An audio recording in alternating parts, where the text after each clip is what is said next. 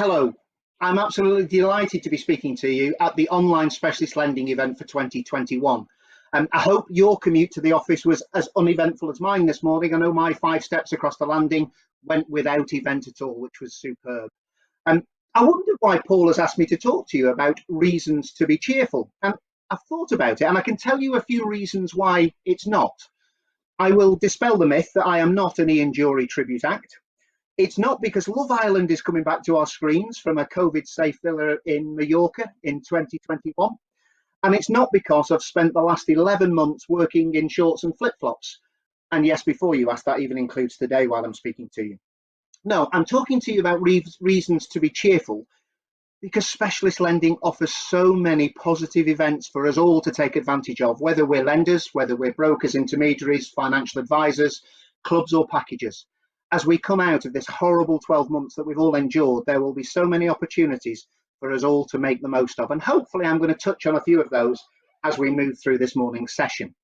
So with no more ado, what am I going to talk to you about? Well, I want to have a very quick look back at 2020 and have a quick look at how it started and where this pandemic came from. Then I want to touch on the positive things, the reasons to be cheerful. We've all got so many massive opportunities. I want to back that up with some broker sentiment that we found when we did a survey late in last year, that we touched on various points about the pandemic and brokers' thoughts about how optimistic they were about the future. I want to talk about what type of borrowers that we can help and what the post-COVID world in mortgage intermediary land actually looks like. And then a quick summary, and there'll be some time for questions and answers in the real world as we move forward. So let's have a look at 2020 vision. And to be honest, if I was doing a site check at the early part of 2020, that's what it would have looked like. Nobody actually saw this coming, did they? As we embarked on last year's specialist lending events, we all went around the country. We visited Liverpool, York, Solihull and Esher to talk in the real world about the opportunities that specialist lending actually presented to us. Nobody actually saw what was going to come, probably only a month after last year's specialist lending events. And to think it all started so well. I took some headlines out of Mortgage Solutions as we sort of embarked on last year's specialist lending events. If you remember, in the December of 2019, we'd actually just had an election result that probably got rid of any consumer doubt and political instability. And we got a working majority for a government to move forward with. Landlord confidence was on a massive high, according to Birmingham Solutions. Property transactions were on the up, according to HMRC. And the mortgage product numbers had hit a record high very early last year. And who knew what was literally just around the corner? Nobody saw it coming. And if you look at that, you've got London there, a deserted space. And it wasn't just London, was it? Every single city, town, village around the country was placed into lockdown. Who would think that the last time I passed through London, when you live up north, you pass through London fairly regularly on the train, and the last time I passed through London was actually Friday the 6th of March last year, coming up to almost 12 months ago. The towns, the countries, everything went into lockdown, and that had some massive adverse effects as well on the markets that we all work in. If you look at the FTSE, it absolutely plummeted from a real high level of 7.7 thousand in early part of 2020. It plummeted down to 4,898 in March and April. We'd take a real big hit on the markets, and people thought this was going to have a massive knock-on effect on the mortgage world, and it did. But let's get back to positivity and the reasons to be cheerful and how 2021 has actually started. Well, I'm not going to touch on this guy greatly, but Donald's gone. He's waved goodbye to the White House. Now, what effect that will have on the UK and our economy, time will only tell. But we've got a new administration that's taken over now in the States. There was lots of fear and trepidation about Brexit. Would we leave without a deal? But just in time, as we approached the back end of the deadline, we actually got a deal, didn't we, just before Christmas? And again, that gave some stability and hope as we moved into 2021. And on the back of those good things, there were some real good headlines starting to come out. The mortgage market growth continued despite disruption, said Imler. The FTSE started to make up some of those gains. And Mortgage Solutions actually ran a headline that said mortgage advisors remain buoyant despite economic challenges. And the pleasing thing for us at Masthaven is that was on the back of a campaign that we ran when we checked broker sentiment. And we call that Broker Beat. And we conducted that survey at the back end of 2020, and various things that we asked in there I'm going to touch on now over the next few slides. But one thing that was clear is that 92% of all brokers that we questioned, and we questioned about 300, we had about 300 responses, 92% of the brokers said that their customers had been negatively financially impacted. So it impacted everybody right across the country. But there were some really good points coming out of our survey, and hopefully things that you can take to make things think things have turned a corner, we've gone past the worst. 71% of all brokers we questioned said, you know what, we're confident about the mortgage market in 2021. 87% of all those brokers that responded said they were confident about their firm's prospects in 2021, which is a real positive thing considering all the horrible things that the economy had faced during 2020. Other things that we sort of asked them about, 63% of brokers that we questioned even said, you know what, our top line revenue this year in 2021 is going to go up, it's going to rise, we're going to make more money than we've done in 2020, which I think should be a real shot in the arm. We asked brokers what they needed to be able to write more business and achieve these revenues and these increasing revenues, and we asked what borrowers actually prioritise. 79% of the brokers we said that they really need flexible criteria to be able to sort of meet the changing demands and needs that the consumer has in this post-pandemic times. 60% wanted speed, and I think that is really important, but 63% wanted customer service, and I think that's a really big thing. We can't shy away as lenders. Service hasn't been what it should be for many lenders during the pandemic. And you've got to put yourselves in our shoes a little bit to realise what we had to do to change our approach to make sure that we were doing everything that the customer wanted. We had to redeploy staff onto payment holiday lines to make sure that people that were really desperate for help got that help. But then we redeployed, for example, my sales team went on the telephone lines, helping with those sort of enquiries, but also helping with the mortgage service queue as well to make sure that we kept up with the service demands that had been brought on ourselves. You've got to think that sadly, because of funding mechanisms, some lenders actually withdrew or paused lending a little bit. I'm pleased to say that we were able to stay open right throughout, but of course that did bring with it some of the issues with regard to service. Great news as we get into 21 at Masthaven, and this is echoed right across the fraternity, service is improving significantly, and we're now ready to help you write more business and adapt ourselves again. We'll learn from it and adapt to what we need to change to make sure that we don't let you down again in that respect. We found that people want to borrow money for different reasons now. 50% of all the brokers that we questioned said, you know what, our customers want bigger houses for home office space. I think the days where people had a third bedroom, for example, and welcome to mine, my palatial third bedroom, to work from as a luxury, it's no longer a luxury. I think moving forward, you will need that dedicated office space to make sure that you can transact your business in a normal way. 32% wanted more outdoor space. We were lucky, weren't we, in April, May, when the lockdown was on us for the first time, that the weather was so glorious and people could take advantage of that outdoor space.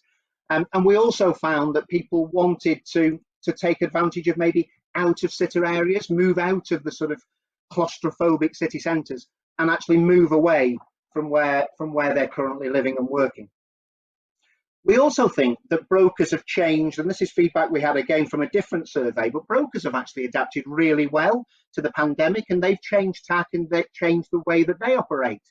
51% of all brokers we questioned said we're now using video calls to speak to customers, which is great. And I think as people get more used to Zoom and Teams and all the various medium that are available, you'll actually see that figure increase even further. But this was done in the summer. 51% of brokers said they're using video calls. And more people were actually sending regular updates. Lenders have used that tool for many years. Now we're seeing brokers doing it, keeping in touch with their databases and their customers by actually sending regular email updates. What we also found in that initial survey in the summer was that brokers did not want to turn away any piece of business. They wanted to take advantage of everything that came across the desk and not rely on mortgages when the sort of supply and demand dried up a little bit. So we found that people wanted to do second charges. And if you turn the clock back to sort of February time, the industry was completing about £100 million per month of second charge business, and that plummeted really quickly. But the positive piece is, as we've headed towards the end of 2020, that figure has started to recover, and it's recovered very strongly.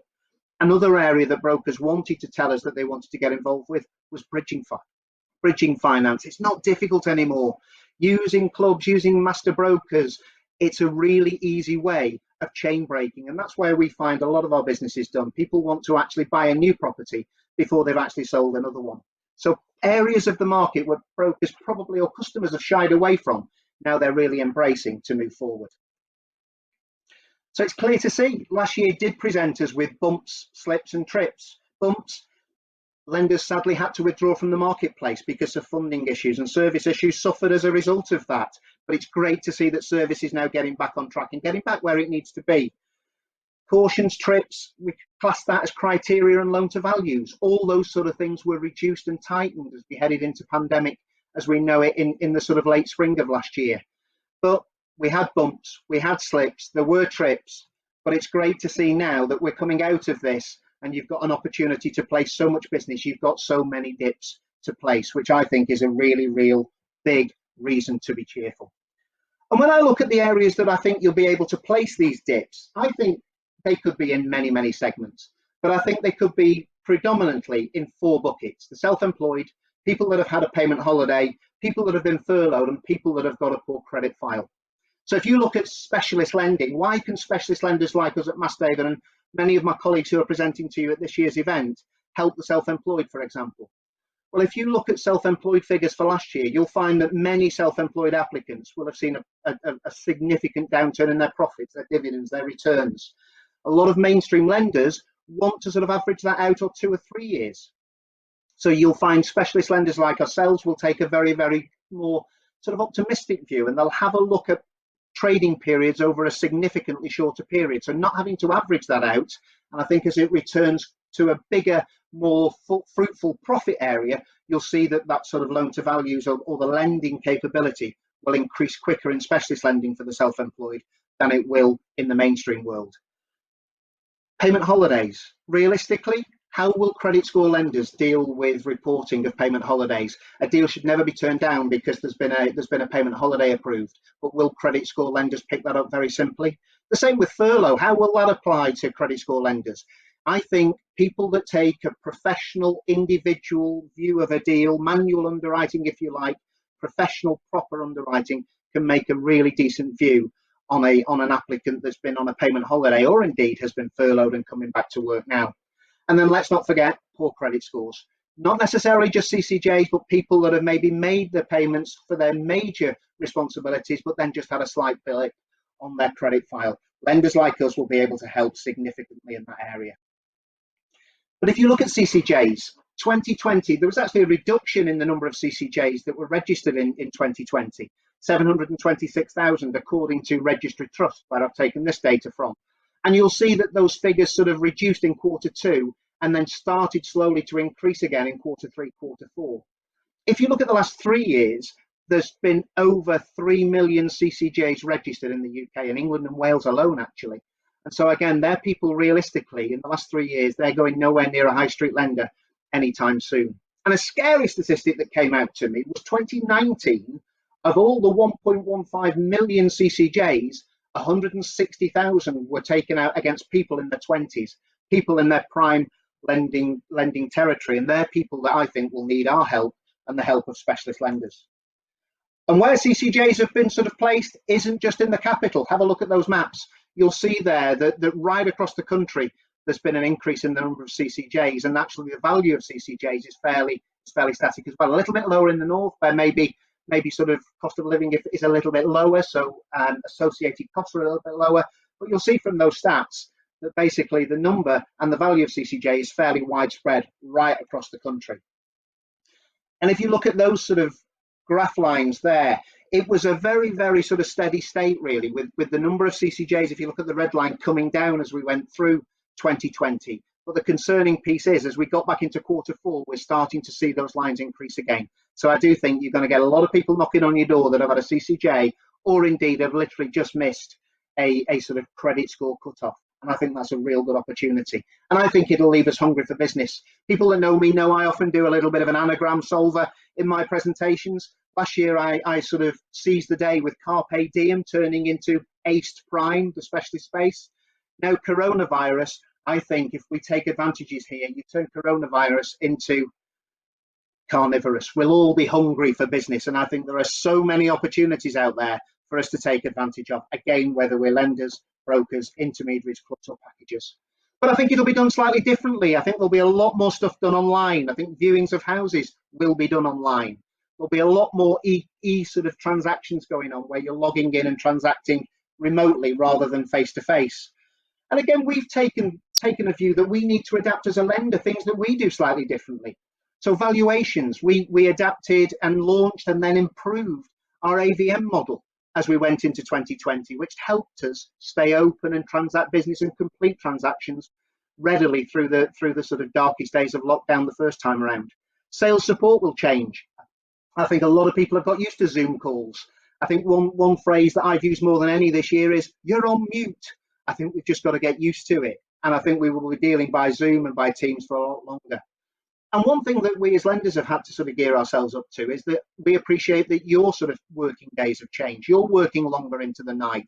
It's not as simple as an 8 till 6, a 9 till 5 model anymore. People will be transacting business right the way around the clock. And we're seeing business coming in, whether it's a dip, an up, and all the way around the actual day rather than just the traditional old working day.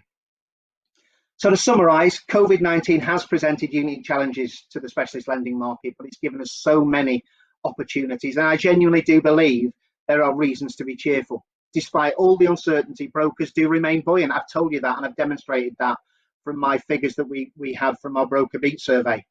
And it's crucial that we all adapt to meet changing borrower need.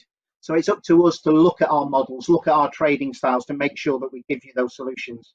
As we emerge from this pandemic, lots of borrowers will need support. They'll want to change maybe where they live, adapting their houses to be more sort of pandemic friendly as we move forward. And that's where we come in. So really just to finalise with, yes, we've had blips. Yes, we've had slips and trips, but you've got so many opportunities now to place loads and loads of dips. Thanks for listening.